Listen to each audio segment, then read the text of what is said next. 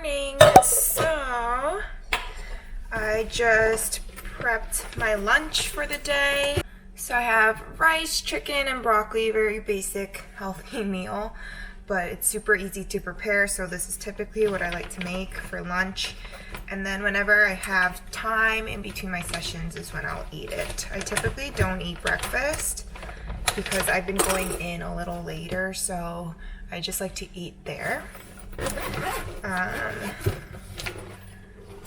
That's ready, and now I'm going to make a little matcha latte because I want to take it with me. I just got this set recently and I'm having so much fun making these lattes. So I'm going to do that.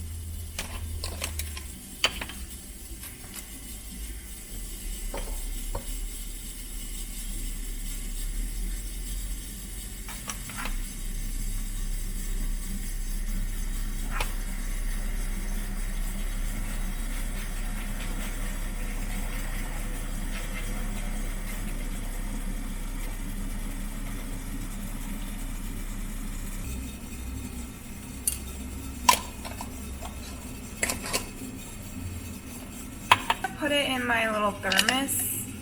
Just put some ice in here so I can take it to go with me.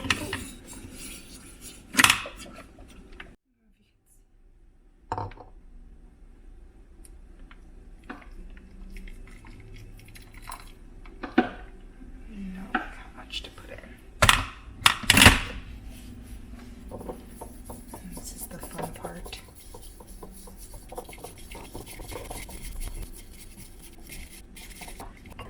Put some almond milk.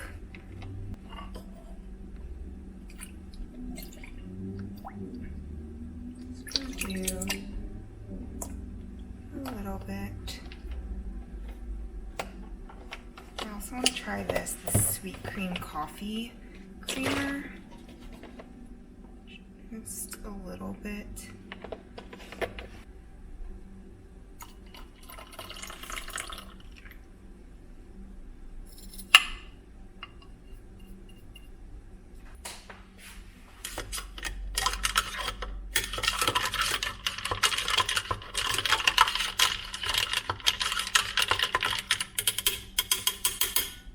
So I'm done making my matcha. I'm gonna take this with me.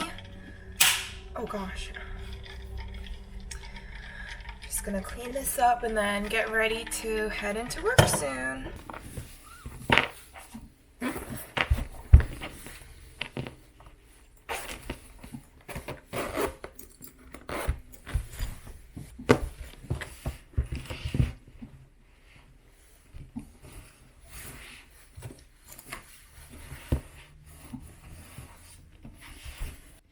Let's start the day. Here is a little tour of my office. So over here, I keep my bags, my lunch bag, my jacket.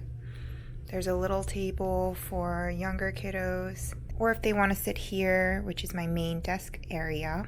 And so over here, I just have some toys. So I have this big Mr. Potato Head, and it comes with this on the inside, but it's kind of hard to put back in there once you take everything out, so I just put it in a separate box. But this is all Mr. Potato Head stuff, and then there's a little ball toy underneath. I have a little barn with some farm animals. I have these little pumpkins from Target that I put for decoration. All the COVID essentials, but actually not just for COVID, but if you're working with kids in general, you need all this stuff. Here I have food items. Over here I have some books. Here's some more pumpkins. These are kind of miscellaneous, like office supply stuff, so I keep some binder rings, whiteboards, extra notepads, folders, masks. I also keep my office tools little bag in there too. This is from Target, and it's just filled with Post-its and thumbtack. or sticky tack, mini stapler and stuff, and then all my little badge reels. This will eventually be my snack drawer. So far I have the bare necessities, aka my bags of hot Cheetos, which are the best. And then this bottom one is just empty because I don't know what to put in there yet.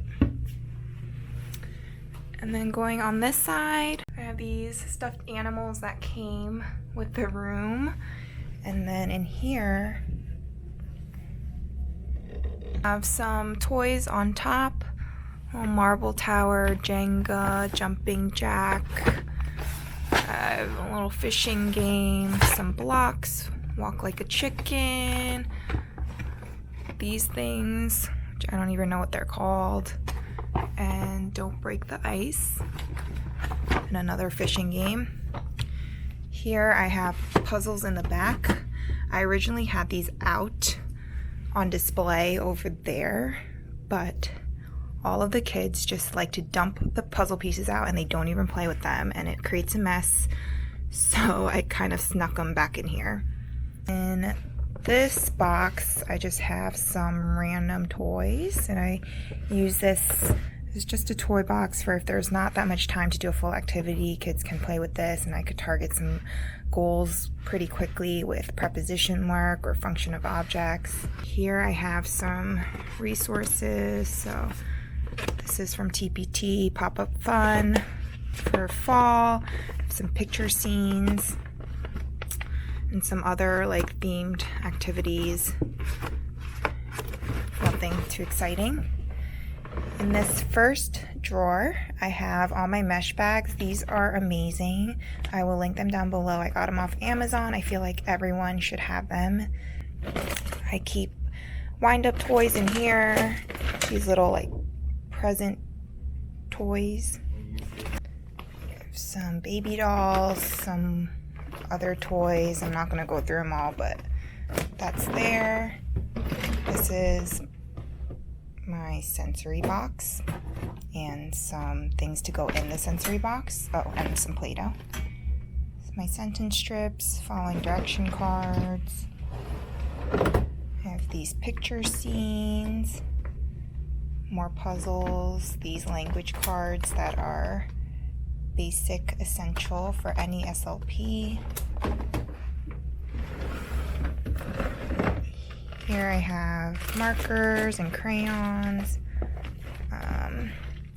some of these, what do you call them, like just manipulatives, but they really bring me back to when I was younger. I used to love these, the little bears. I have this clock that I need to get a hook for, so I could hang this up. And then I have this binder that mainly just has like visuals and articulation stuff. I mean, eventually I'm going to organize this, but right now I just threw everything in there. And then here I have some feeding materials, and these are just extra folders, mesh bags, sheet protectors. That's pretty much it. Over here I have two posters, the speech development chart and phonological patterns. And then over on this side I have developmental red flags and then two little emotion charts. This one was already here. This one I bought off Teachers Pay Teachers. It came with like this whole emotion resource thing, and this is a poster that came with it, so I'll link it down below if you're interested. But super cute. I love the graphics. Also over here, I forgot to show you, so I'll show you now. I have this, whoa. I also have this clear container that I got at Michael's for super cheap. It was on like major sale. I actually feel like they're always on sale, or they always have coupons. But I think I got it for like $10 or $15. They come with 16 of these clear little test boxes. I don't have them all filled up yet, but I'm sure as I continue working and figuring out what I need, they'll eventually get filled up. But what I have for now are some erasers from the Target dollar spot. I have Pete the Cat, little ice cream cones, and Dr. Seuss ones. I have these from Type B SLP, I believe. Yeah, and these are like little core boards and mini sentence strips. I have the bigger version of these too, but it's nice to also have the little ones. I have a little schedule board that also comes with other boards, little reward chart I'm working for, first, next, last, a bunch of different ones, and then these are all the little pieces that I've prepped and are ready to go. And I have these oral motor assessment cards for when I'm doing evals. These are great, especially for younger kiddos, because the pictures on them are really cute and it makes it less intimidating when you're observing their oral structures.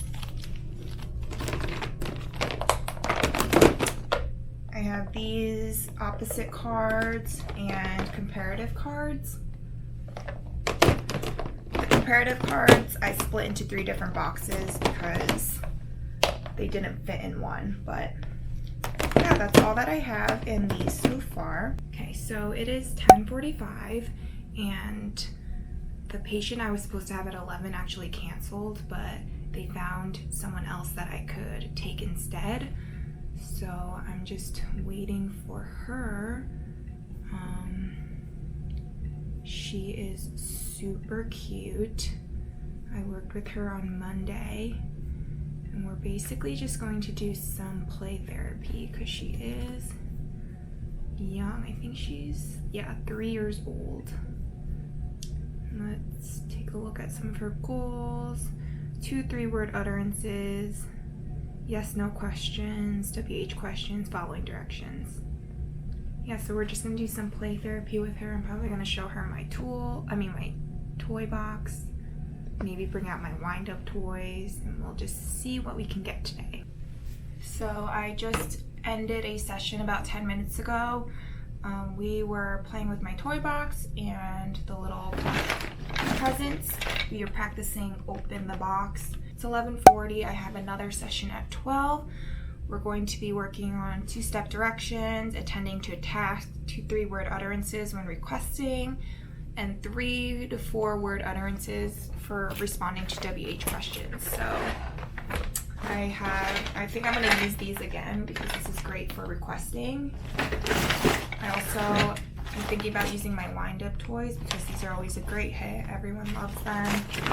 And this is also good for requesting or asking WH questions. And then I thought I would do a little sensory box. And I put little pictures of animals in there. This stuff inside I got from the dollar store, so I just put them all in this box. I stuck in the pictures of the animals, and then I have these following direction cards. I'm going to do the 2-step ones and see if he can follow them. So it says like touch the hippo and then stand up, hop 3 times and put the zebra under your seat. So he has to go and find that animal and then follow the directions. So we'll see how it goes. I don't know if it's gonna work well for him, but I'm still getting to know these patients. So I'm kind of just testing things out and seeing what they're receptive to.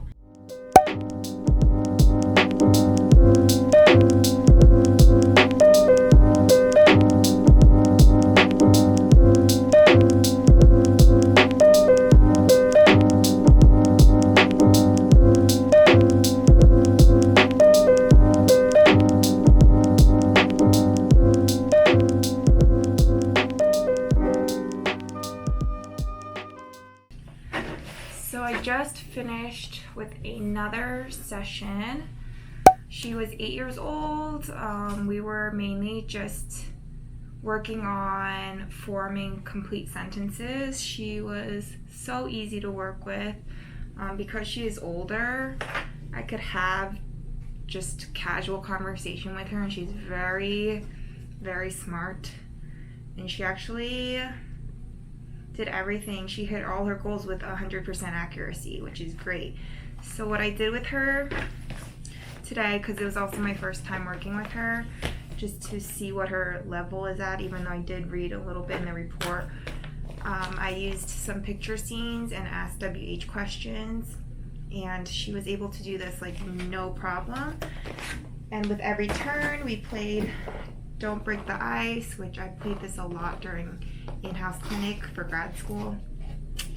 And she had a blast. So we played 2 rounds of this while answering WH questions. And then we did this pop-up fall activity, also practicing questions. So she chose the turkey. Basically, it just looks like this, and then there are circles. We worked on forming full sentences with the correct pronoun, verb, and then just to extend the utterance, I would ask her, like, one picture was a boy eating a watermelon, so she would just say, like, oh, he is eating. I'd be like, okay, how can we make that sentence longer? And then she said, he is eating a watermelon. Yeah, that's basically what we did. I pulled out my sentence strips in case she needed them, but she didn't even need these, so. Yeah, and then there was like 5 minutes left at the end of the session, so I just let her play with my wind-up toys. Yeah, my last session at 3, he's 3 years old. Also my first time working with him, so I'm going to just be establishing that rapport, targeting some basic vocab, spatial concepts, and requesting. What else? Following directions, point to spoken items. So basically, I'm just going to play with him and establish rapport, which I like to do for every session when I'm meeting the client for the first time or the patient for the first time.